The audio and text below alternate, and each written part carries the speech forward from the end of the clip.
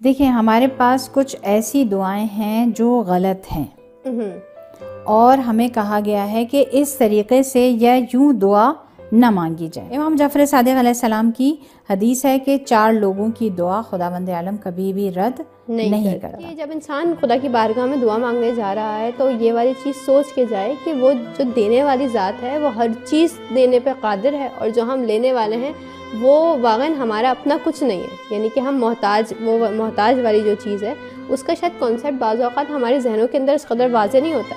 अक्सर औक़ात हम अपने लिबास को अपना समझते हैं, अपने घर को अपना, अपनी औलाद को अपना, अपने माल को अपना, यानी हम ये समझ रहे होते हैं कि ये चीज़ें हमारी अपनी कमाई हुई हैं, अपनी मेहनत से हासिल की गई, हत्ता कि अपनी आँखें, अपने आज़ाव जवारे को हम अपना समझ रहे होते हैं, अपनी मिल्कियत अपनी मिल्कियत है। ऐसा नहीं है, ये खुदा की दी हुई नेमत है। शायद अगर हम इस नीयत के साथ जाएं और अपने जहन में समादगी के साथ जाएं कि हमारे पास अपना कुछ नहीं है, जो कुछ भी है वो परवरदिगार आलम की ज़ात का दिया हुआ है, और हम उसके हर चीज़ में, यानी हर लम्हा, हर लहजा, हर चीज़ में, हर मैदान में उसके मोहताज हैं, तो शायद कि वो आमादगी हमारी दुआओं की कबूलियत का बाइस बने। बिल्कुल बिल्कुल, इसमें कोई शक नहीं है। और कोई और चीज़ कुरान के हवाले से जो हम गुफ्तगू कर रहे थे। अब यहाँ पर इमाम जाफर सादिक अलैहिस्सलाम की हदीस है कि 4 लोगों की दुआ खुदावंद आलम कभी भी रद्द नहीं करता।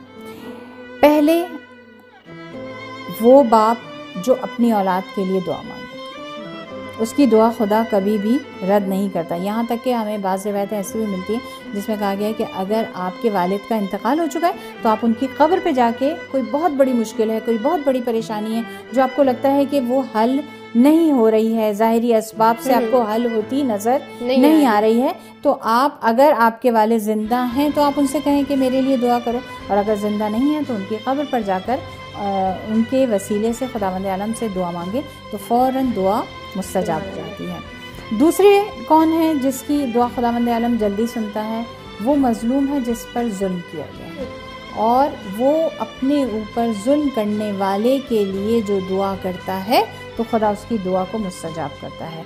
अब फ़र्क नहीं करता कि मज़लूम अपने ऊपर जुल्म करने वाले के लिए अच्छी दुआ करता है या बुरी दुआ करता है, नेक दुआ कर रहा है या बद दुआ कर रहा है, जो भी दुआ वो अपने ऊपर जुल्म करने वाले के लिए करेगा खुदा उसकी दुआ को सुनेगा, और आसमान के दरवाजे उसके लिए खुलते हैं और उसकी दुआ, इस मजलूम की दुआ अर्श तक पहुंचती है।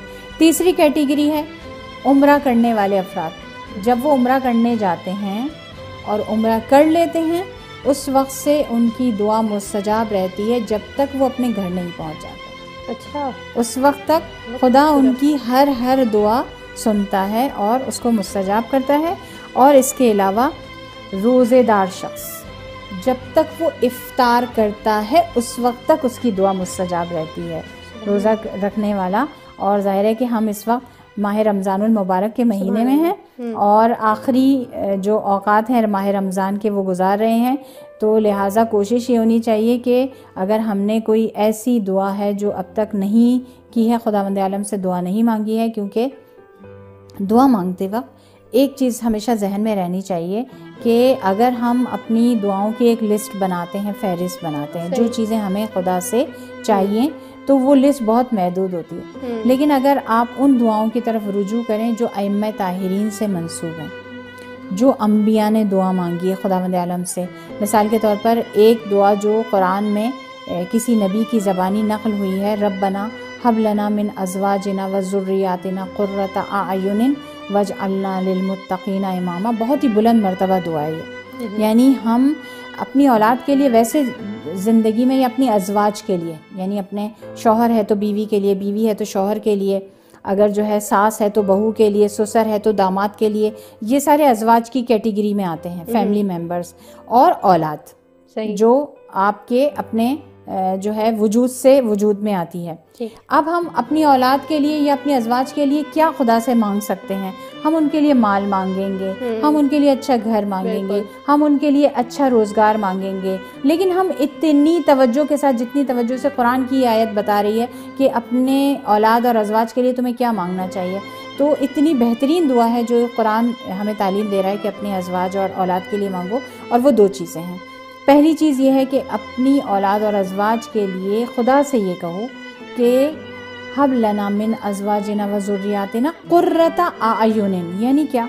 कुर्रता आयुन कहा जाता है आँखों के नूर को, आँखों की रोशनी को। यानी खुदा मुझे मेरी औलाद में, मेरी अज़वाज में ऐसी चीज़ें दिखा कि जिससे मेरी आंखें ठंडी हो जाएं और जिससे मेरी आंखों का नूर बढ़ जाए, जिससे मेरी आंखों की रोशनी बढ़ जाए। खूबसूरत अंदाज़ है बयान करने। यानी हमने उसको महदूद नहीं किया। कह रही हूँ ना, अगर हम दुआ मांगेंगे तो हम महदूद करेंगे, या माल के लिए, या औलाद के लिए, या किसी खास चीज़ के लिए मांग रहे होंगे।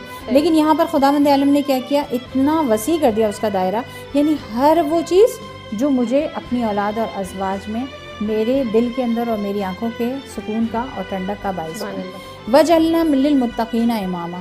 हम अपनी औलाद के लिए क्या दुआ करते हैं, ए खुदा हमारी औलाद को परहेजगार बना, ए खुदा हमारी औलाद को नेक बना, ए खुदा हमारी औलाद को आखिरत बखैर कर, उन्हें अच्छे लोगों में शामिल फरमा। लेकिन कुरान क्या कह रहा है, कुरान कह रहा है इससे बड़ी दुआ मांगो, छोटी छोटी दुआओं में अपने आप को महदूद न करो। क्या दुआ मांग रहा है, वजअलना लिल मुत्तकीना इमामा, और मुझे भी, मेरी औलाद को भी और मेरी अज़वाज को भी मुत्तकीन का पेशवा बना। देखें, ये नहीं कह रहे कि मुत्तकीन में शामिल करवा, कह रहे मुत्तकीन का पेशवा बना। यानी इतनी बुलंदी पर ले जा हमें कि जो दुनिया के मुत्तकीन है वो हमारे पैरोकार बने, और हमें देखें, हम उनके लिए नमूना अमल हों, हम उनके लिए आइडियल बने ईमान के रास्ते के लिए और तकवा और परहेजगारी के लिए। यानी कोई लिमिटेशंस नहीं होनी चाहिए दुआओं के अंदर। जब हम इस एहसास के साथ जाएंगे, क्योंकि मोस्टली हम जो दुआ मांग रहे होते हैं वो अपनी नीड्स के हिसाब से मांग रहे होते हैं, अपनी महदूद सी ज़रूरियात और अपनी महदूद मुश्किलात के हिसाब से दुआ मांग रहे होते हैं। लेकिन अगर हम इस फ़िक्र के साथ जाएँ कि वो जो देने वाली ज़ात है वो लामहदूद है और वो वाक़ईन ऐसा गनी हाथ है कि जो हर चीज़ देने पर कादिर है, तो शायद हमारा जो कैनवस है दुआ मांगने का वो भी खुद ब खुद जो है वो बड़ा हो जाएगा।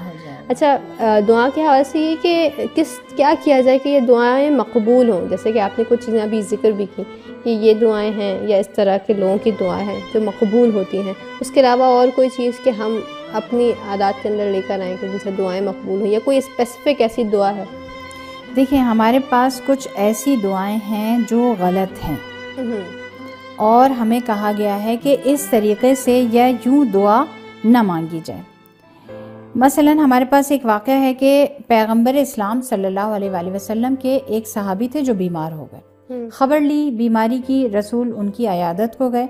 जब अयादत को गए तो उनसे कहा कि क्या हुआ है, तो उसने कहा कि या रसूल अल्लाह, उस रात आपने मस्जिद में सूरह कारिया की तिलावत की, उसमें इतना अजाब और क़यामत और उन चीज़ों का तज़किरा था कि मैं बहुत खौफ में आ गया और मैंने खुदावंद आलम से दुआ की कि ए खुदा, मुझे ये सब हौलनाकियाँ नहीं देखनी है, क़यामत की और महशर की और कब्र की। तुझे जो अजाब देना है मुझे इसी दुनिया में दे दे। ये मैंने खुदा से दुआ की। तो उसी लम्हे से मैं बीमार हूँ, उस वक्त से लेकर। तो रसूल खुदा सल्लल्लाहु अलैहि वसल्लम ने कहा तुमने बहुत गलत दुआ मांगी है खुदा से, इसलिए कि तुम खुदा से अच्छे तरीक़े से दुआ मांग सकते थे। यानी खुदा से ये कह सकते थे कि खुदाया, ना तो मुझे दुनिया में कोई मुश्किल और अजाब और बीमारी चाहिए, ना मुझे आखिरत में परेशानी चाहिए। खुदा इतना गफूर और रहीम है, खुदा इतना वुसअत रखता है, वासिउन अलीम है। क्यों कहते हैं हम खुदावंद आलम वासे है, खुदावंद आलम फजल करने वाला है। तो फिर उसने कहा कि या रसूल अल्लाह, मैं फिर क्या दुआ मांगूँ? तो रसूल ने उसे जो दुआ तालीम की वो दुआ ये थी, कहा हमेशा ये दुआ अपने लिए मांगा करो, रब्बना आतिना फिद दुनिया हसनतम व फिल आखिरत हसनतम वक़िना अज़ाबन नार। यानी ए खुदा, मुझे दुनिया में भी नेक और सलामती और सेहत और अच्छी चीज़ें इनायत फरमा और आखिरत में भी मुझे अच्छी चीज़ें इनायत फरमा। बहुत शुक्रिया आपका। दामन वक्त में गुंजाइश नहीं है, वरना हम मज़ीद इस गुफ्तगू सिलसिले को आगे की तरफ लेके जाते हैं।